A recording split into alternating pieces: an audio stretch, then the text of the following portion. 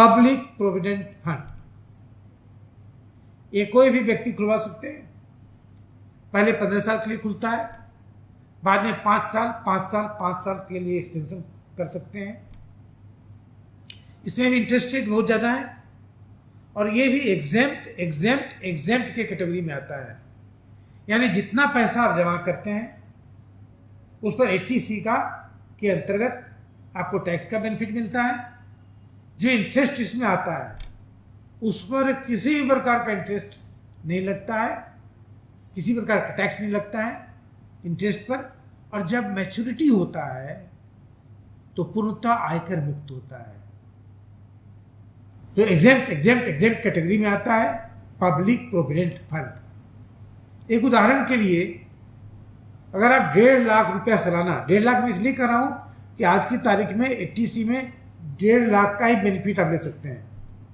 1.5 लाख रुपया सालाना अगर आप जमा करते हैं 15 साल तक, तो आपको करीब 43.5 लाख रुपया मिलता है। 5 साल उसको और एक्सटेंड कर दें 20 साल के लिए, तो 20 साल में आपको करीब 74 लाख रुपया मिलेगा।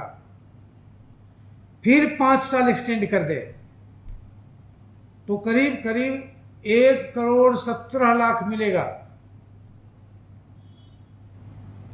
और अगर और 5 साल बढ़ा दें तो 1 करोड़ करीब 36 लाख, 1,36 लाख रुपए मिलेंगे। हर साल आप प्रोविडेंट फंड का लाभ उठा लें। 30 साल तक की नौकरी में अगर लगातार प्रोविडेंट फंड में जमा करते रहें 1.5 लाख रुपए, तो आपको टैक्स बेनिफिट का इंस्ट्रूमेंट जो चाहिए वो भी मिल गया। और आप जब रिटायर करेंगे तो 1,36 लाख रुपए मिलेंगे।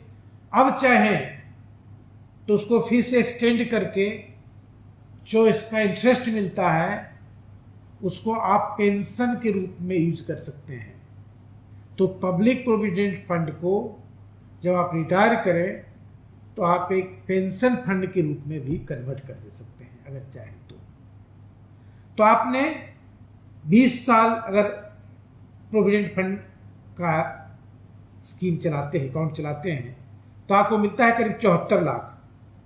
जमा करते हैं 30 लाख, मिलता है 74 लाख, यानी आपको 43 से 44 लाख रुपए एक्स्ट्रा मिलता है। उसी तरह का अगर आप 25 साल चलाते हैं तो आपको मिलता है 1,17 लाख। आप जमा कितना किया आपने? 37.5 लाख। मिला कितना? 1,17 लाख। करीब 80 लाख, करीब 80 लाख रुपए आपको एक्स्ट्रा मिला। क्यों मिला इतना पैसा? बहुत सिंपल है, बहुत साधारण सी बात है। इसी को कहते हैं पावर ऑफ कंपाउंडिंग, जिसको 8वां आश्चर्य या 8th वंडर भी कहा गया है। कभी आइंस्टीन ने भी इसके बारे में कहा था कि जो पावर ऑफ कंपाउंडिंग को समझेगा उसका लाभ उठाएगा, जो नहीं समझ पाएगा वो घाटे में रहेगा। आप जितना एक्सटेंशन लेंगे उतना आपका इंटरेस्ट ज़्यादा मिलेगा, मूल कम लगेगा। और अगर आप 30 साल या 35 साल के बाद चाहें तो इसको पेंशन फंड के रूप में कन्वर्ट कर दे सकते हैं, यूज कर सकते हैं। तो आपका सबसे बढ़िया इन्वेस्टमेंट डेस्टिनेशन आज के उतार चढ़ाव के माहौल में, बिना कोई रिस्क का, बिना कोई चिंता का, बिना कोई एनालिसिस का, बिना कोई नॉलेज का अगर चाहते हैं आप, तो सबसे अच्छा इंस्ट्रूमेंट, सबसे अच्छा इन्वेस्टमेंट डेस्टिनेशन, सबसे अच्छा ऑप्शन डाकघर है। डाकघर है, आज ही सुकन्या समृद्धि या पीपीएफ अकाउंट जो आपको सूट करता है वो खुलवाएं और एक सुखद जीवन का आनंद लें। नेशनल पेंशन स्कीम या न्यू पेंशन स्कीम, ये बैंकों में भी है, डाकघर में भी है। इसमें आपको इंटरेस्ट रेट पीपीएफ से थोड़ा ज़्यादा आ जाता है, रिटर्न ज़्यादा आता है, इंटरेस्ट नहीं रिटर्न कहें, क्योंकि इसमें आप कुछ पैसा, कुछ पार्ट शेयर में भी डाल सकते हैं। ये आपका चॉइस है। आप जब चाहें तो इसका परसेंटेज घटा बढ़ा करके आप इक्विटी का भी जो रिटर्न है उसका भी लाभ उठा सकते हैं। 11, 12, 13% का रिटर्न इसमें आना साधारण बात है, कोई बहुत मुश्किल बात नहीं है। दूसरा फायदा एनपीएस का क्या है कि जहां 80C में 1.5 लाख का टैक्स बेनिफिट है, एनपीएस में 50,000 का और एक्स्ट्रा टैक्स बेनिफिट है। यानी अगर एनपीएस को यूज करके टैक्स बेनिफिट लेते हैं तो 1.5 लाख प्लस 50,000 2 लाख तक का टैक्स बेनिफिट आपको मिलता है। और रिटर्न भी आपको पीपीएफ से थोड़ा ज़्यादा 2-3% ज़्यादा मिलता है। लेकिन इसमें एक कैच ये है कि जब आप मैच्योर होता है स्कीम तो जो आप फंड निकाल लेते हैं उस पर तो टैक्स नहीं लगता है, लेकिन जो पेंशन के लिए एन्यूटी बनाते हैं, जो पेंशन स्कीम में डालते हैं जिससे आपको पेंशन मिलता है, तो पेंशन के लिए जो पैसा मिलता है वो टैक्सेबल होता है। तो 40 से 50% पैसा जो है उसमें टैक्सेबल हो जाता है, तो उस कारण से थोड़ा रिटर्न घट जाता है। फिर भी पीपीएफ से थोड़ा ज़्यादा है, लेकिन ये थोड़ा बाजार के उतार चढ़ाव के जोखिम के अधीन भी है, जबकि पीपीएफ में किसी प्रकार का बाजार पर निर्भरता नहीं है। पूर्णतः भारत सरकार की गारंटी के साथ इंटरेस्ट इस पर दिया जाता है। उसी प्रकार और भी हमारे यहाँ बहुत सारे स्कीम्स हैं। मंथली इसका इनकम स्कीम है। जैसे आप रिटायर करते हैं तो मंथली इनकम स्कीम है, या वरीय नागरिक योजना यानी सीनियर सिटीजन स्कीम। इस दोनों स्कीम में आप पैसा डाल करके जो मंथली रिक्वायरमेंट है आपका वो उससे पूरा कर सकते हैं। जैसे आप एमआईएस में सिंगल व्यक्ति के नाम पर पैसा जमा करते हैं तो 4.5 लाख, अगर ज्वाइंट अकाउंट में डालते हैं तो 9 लाख तक जमा कर सकते हैं। सीनियर सिटीजन में आप 15 लाख तक जमा कर सकते हैं।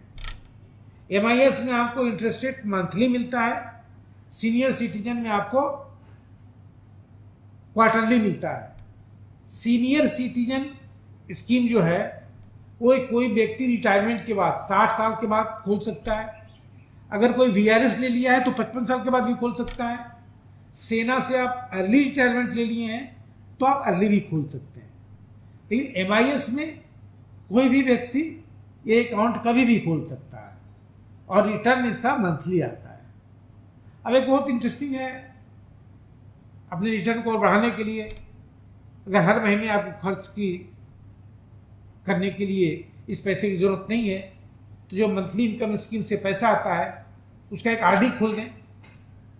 जैसे आरडी खोल देंगे इधर मंथली इनकम स्कीम का रिटर्न आएगा और उससे जो इंटरेस्ट मिलेगा उस इंटरेस्ट को आरडी का इंटरेस्ट मिलेगा, तो करीब करीब 1 से 1.25%, 1.5% का इंटरेस्ट और बढ़ जाएगा मंथली इनकम स्कीम के जो आउटकम है, जो एक्रूअल है, जो रिटर्न है उस पर। ये दोनों मिलाकर के बहुत अच्छा रिटर्न आप हासिल कर सकते हैं। सीनियर सिटीजन 5 साल के लिए खोला जाता है, फिर 3 साल तक बढ़ा सकते हैं। एमआईएस 6 साल के लिए खोला जाता है। ये दोनों ही ये स्कीम खास करके जो पोस्ट रिटायरमेंट मैनेजमेंट के लिए बहुत ही अच्छा स्कीम है। एक और स्कीम है जो छोटा छोटा, जिसे कहते हैं कि बूंद बूंद से घड़ा भरता है, बूंद बूंद से समुद्र बनता है। तो छोटा छोटा अमाउंट से बड़ा अमाउंट अगर बनाना चाहते हैं तो उसके लिए हमारे यहाँ आवर्ती योजना यानी रिकरिंग डिपॉजिट है। छोटा छोटा अमाउंट 100 रुपये से खोल सकते हैं आप। कभी 100 रुपये से खोल सकते हैं, कभी आप 500 रुपये खोल दिए, कभी रिकरिंग डिपॉजिट खोल दिए, कभी 1000 का खोल दिए, अपने बच्चों के नाम से खोल सकते हैं। जैसे जैसे पैसा बढ़ता गया फिर नया रिकरिंग आरडी खोलते जा सकते हैं।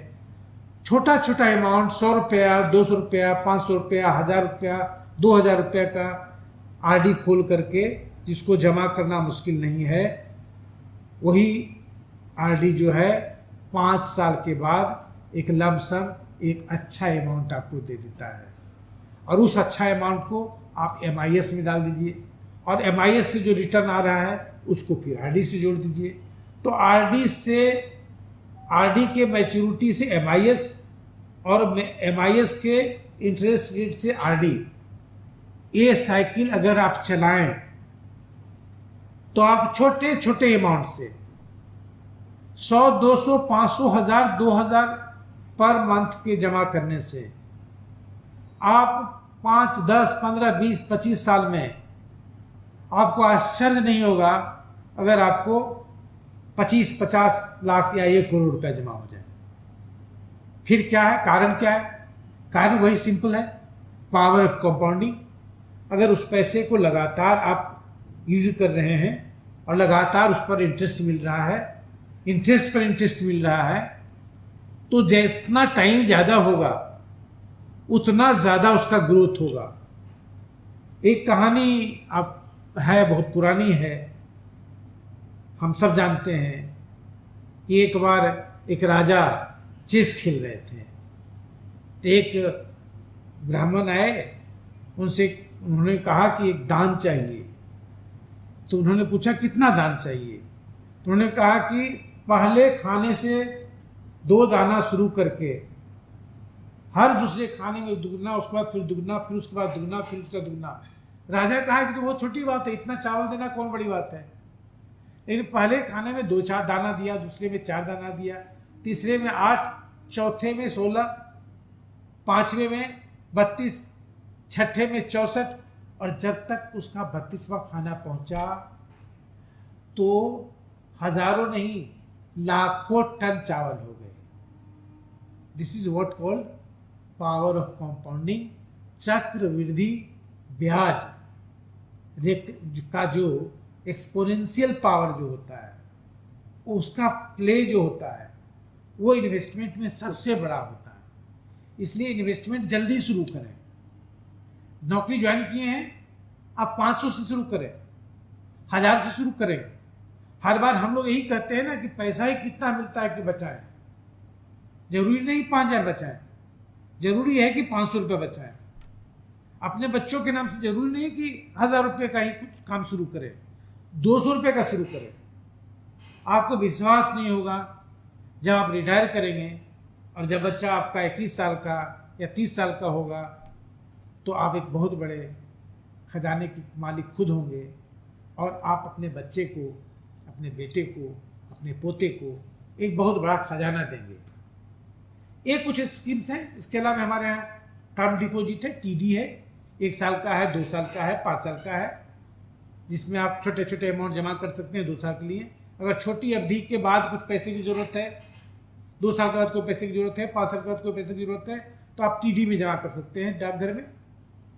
फिक्स डिपॉजिट, फिक्स रेट है, फिक्स डिपॉजिट है, ये फिक्स रेट है, कोई उतार चढ़ाव नहीं, कोई टेंशन नहीं, पीस ऑफ माइंड। एक तरह से कहें कि पोस्ट ऑफिस का इन्वेस्टमेंट जो है वो बढ़िया इन्वेस्टमेंट है, पीस ऑफ माइंड के साथ। और हम कहें एक तरह से स्पिरिचुअल इन्वेस्टमेंट है, जिसमें आपको रोज नहीं चिंता करनी है, रोज उतार चढ़ाव नहीं देखना है, रोज उसका एनालिसिस नहीं देखना है, कौन सा बैंक गिर गया, कौन सी कंपनी गिर गई, इसकी चिंता आपको नहीं करनी है।